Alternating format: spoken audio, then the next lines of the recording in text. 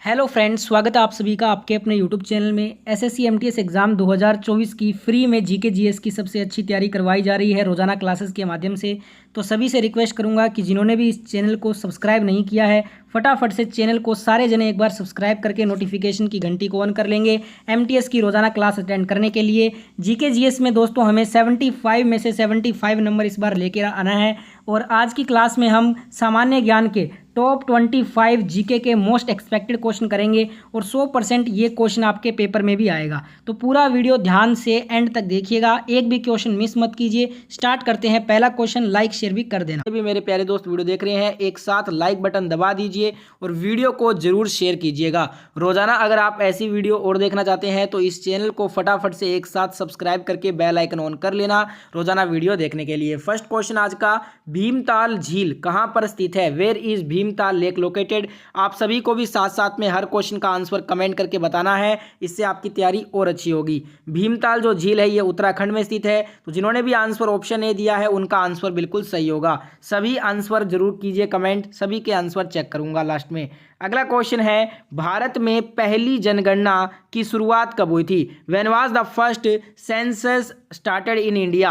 पहली जनगणना पूछा है सीधा, तो राइट आंसर हो जाएगा 1872। 1872 में लॉर्ड मेयो के काल में भारत की पहली जनगणना हुई थी और ये हुई थी मेयो के काल में। अगर हमसे पूछ लेता भारत की पहली नियमित जनगणना पूछ लेता ना, तब हमारा आंसर क्या होता? तब हमारा आंसर होता 1881 में लॉर्ड रिपन के काल में भारत की पहली नियमित रूप से जनगणना हुई थी। और अगर हमसे क्वेश्चन पूछ ले कि भारत में पहली स्वतंत्र भारत में पहली जनगणना कब हुई थी, तब हमारा आंसर होगा 1951 में। तो तीनों क्वेश्चन जो बनते हैं मोस्टली वो आपको मैंने बता दिए हैं। हमसे पूछा है सीधा पहली जनगणना, तो ये होगा 1872 लॉर्ड मेयो के कार्यकाल में। तो जिनका भी आंसर ऑप्शन ए आया है उनका आंसर सही होगा। अगला क्वेश्चन है, कौन से ग्रह सूर्य के सबसे अधिक निकट हैं? Which planet is closest to the sun? सूर्य के सबसे जो अधिक निकट ग्रह है ना, वो है मर्क्यूरी, बुध ग्रह है। तो जिन्होंने भी आंसर ऑप्शन सी किया है उनका आंसर सही होगा। एक और चीज आपको बता दूं,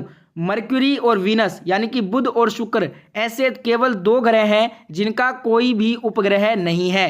तो याद रखिएगा, अगर आपसे पूछ ले क्वेश्चन कि ऐसे कौन से दो ग्रह हैं जिनका कोई उपग्रह नहीं है, तो आपका आंसर होगा बुध और शुक्र। ठीक है। अगला क्वेश्चन है, what is the full form of PSLV?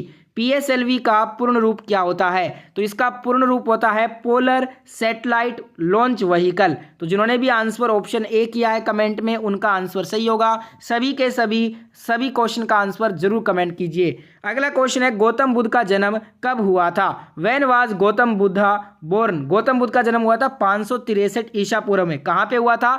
Lumbini, Nepal के गांव में हुआ था। ठीक है। तो यहाँ पे राइट आंसर ऑप्शन बी जो भी दे रहे हैं उनका आंसर सही होगा। अगर इनका जन्म पूछ लिया तो इनका मृत्यु भी पूछा जा सकता है। गौतम बुद्ध का मृत्यु हुआ था 483 ईसा पूर्व में। कहाँ पे हुआ था? उत्तर प्रदेश के कुशीनगर में इनका मृत्यु हुआ था 483 ईसा पूर्व में। अब आप सोच रहे होंगे 563 में जन्म हुआ है तो 483 में मृत्यु कैसे हो सकता है? तो इसका जवाब है क्योंकि ईसा जो पूर्व होता है ना, इसमें जो हम ईयर जो है ना वो विपरीत काउंट किया जाता है। ठीक है। तो इसलिए 563 में इनका जन्म हुआ था लुम्बिनी नेपाल में और 483 में इनका मृत्यु हुआ था कुशीनगर में। ठीक है।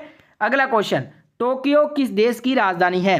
Tokyo is the capital of which country? तो ये जापान की राजधानी है। तो जिन्होंने भी आंसर ऑप्शन ए किया है उनका आंसर बिल्कुल सही है। ठीक है। सभी आंसर कमेंट करेंगे। अगला क्वेश्चन है, मदर टेरेसा को भारत रत्न कब दिया गया? When was the Bharat Ratna given to Mother Teresa? देखिए, मदर टेरेसा को पीस में नोबेल प्राइज दिया था 1979 में। 1979 में इन्हें शांति के क्षेत्र में नोबेल पुरस्कार मिला। उसी के एक साल के बाद हमने भारत देश ने अपना सर्वोच्च नागरिक पुरस्कार भारत रत्न से नवाजा 1980 में मदर टेरेसा को। तो जिनका भी आंसर ऑप्शन सी आया है उनका आंसर सही होगा।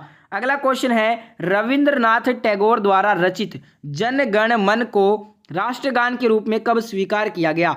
When was Jana Gana Mana composed by Rabindranath Tagore accepted as the national anthem? तो इसे स्वीकार किया गया राष्ट्रगान के रूप में 24 जनवरी 1950 को। तो जिनका भी आंसर ऑप्शन ए आया है उनका आंसर बिल्कुल सही होगा।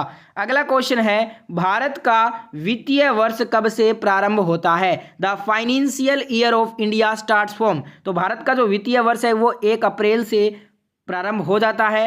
1 अप्रैल से लेकर ये चलता है 31 मार्च तक। ठीक है, तो राइट आंसर ऑप्शन बी होगा।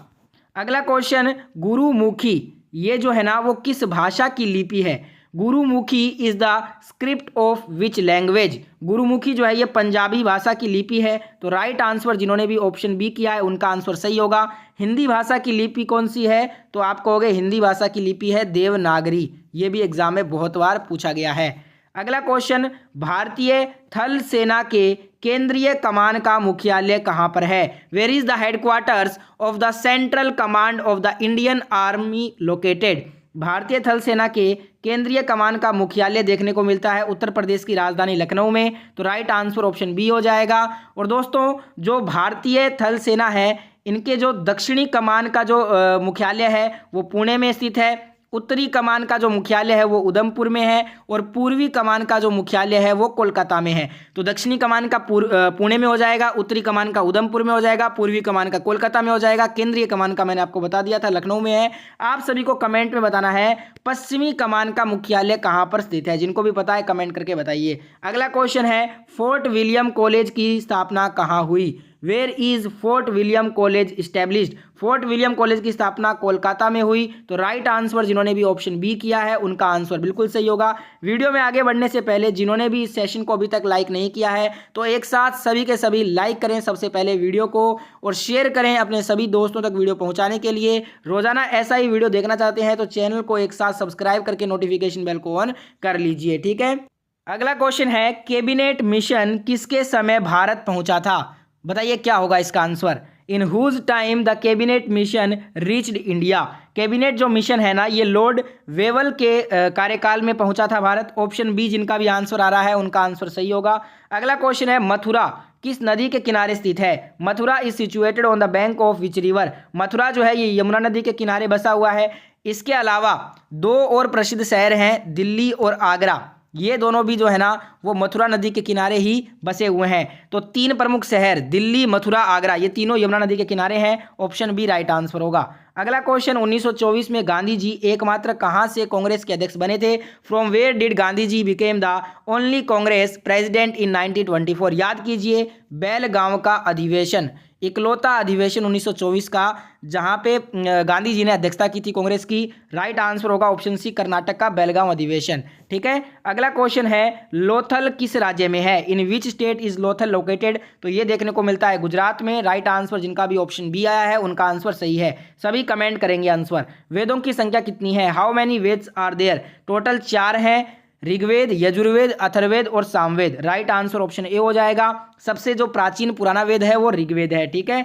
अगला क्वेश्चन, चंद्रगुप्त मौर्य ने अपने जीवन के अंतिम समय में कौन सा धर्म अपनाया था? विच religion did Chandragupta Maurya adopt in the last time of his life? तो इन्होंने अपनाया था अपने आखिरी समय में जैन धर्म को। तो राइट आंसर ऑप्शन सी हो जाएगा। सम्राट अशोक ने अपने आखिरी समय में बौद्ध धर्म को अपनाया था, ये भी पता होना चाहिए आपको। अगला क्वेश्चन है, हल्दी घाटी का युद्ध कब हुआ था? When did the battle of Haldi Ghati take place? तो ये हुआ था 1576 में। किन के बीच में हुआ था? अकबर की सेना, मान सिंह जिनका नेतृत्व कर रहे थे, और ये हुआ था अकबर की सेना और महाराणा प्रताप के बीच में। अगला क्वेश्चन है, सुनामी किस भाषा का शब्द है? Tsunami is the word of which language? तो ये भाषा जापान भाषा का शब्द है tsunami. Option B right answer होगा। अगला क्वेश्चन, किस देश को दक्षिण का ब्रिटेन कहते हैं? Which country is known as Britain of the south? दक्षिण का ब्रिटेन न्यूजीलैंड को कहा जाता है। ऑप्शन बी राइट आंसर हो जाएगा। अगला क्वेश्चन, किस नदी को कोयला नदी भी कहते हैं? Which river is also known as Koel river? कोयला नदी जो है ये राइन नदी को कहा जाता है। ऑप्शन सी राइट आंसर होगा। अगला क्वेश्चन है, किस देश के घास के मैदान को पंपास कहा जाता है? The grassland of which country is called pampas? Pampas जो है ये अर्जेंटीना घास के मैदान को कहते हैं। ऑप्शन ए राइट आंसर होगा। अगला क्वेश्चन है, संसदीय प्रणाली किस देश के संविधान से लिया गया है? The parliamentary system is derived from the constitution of which country? तो ये हमने लिया है ब्रिटेन के संविधान से। जिन्होंने भी कमेंट किया है ऑप्शन डी को उनका आंसर बिल्कुल सही होगा। और आज का दोस्तों 25वां नंबर क्वेश्चन आपके स्क्रीन पे है और ये आज का होमवर्क क्वेश्चन रहेगा। इसका आंसर जिनको भी पता है कमेंट करके बताएंगे। Who is the x officio chairman of the planning commission? देखिए, योजना आयोग के पदेन जो अध्यक्ष होते हैं वो कौन होते हैं? इसका आंसर जिनको भी पता है कमेंट करके ज़रूर बताइएगा। ये होमवर्क क्वेश्चन है। अगर आपको ये वीडियो अच्छा लगा है तो ज़्यादा से ज़्यादा वीडियो को लाइक करें। वीडियो को जिन्होंने भी अभी तक इस शेयर नहीं किया है तो सभी दोस्तों तक वीडियो पहुंचाने के लिए वीडियो को अवश्य शेयर करें और चैनल को ज़रूर सब्सक्राइब करके बेल आइकन ऑन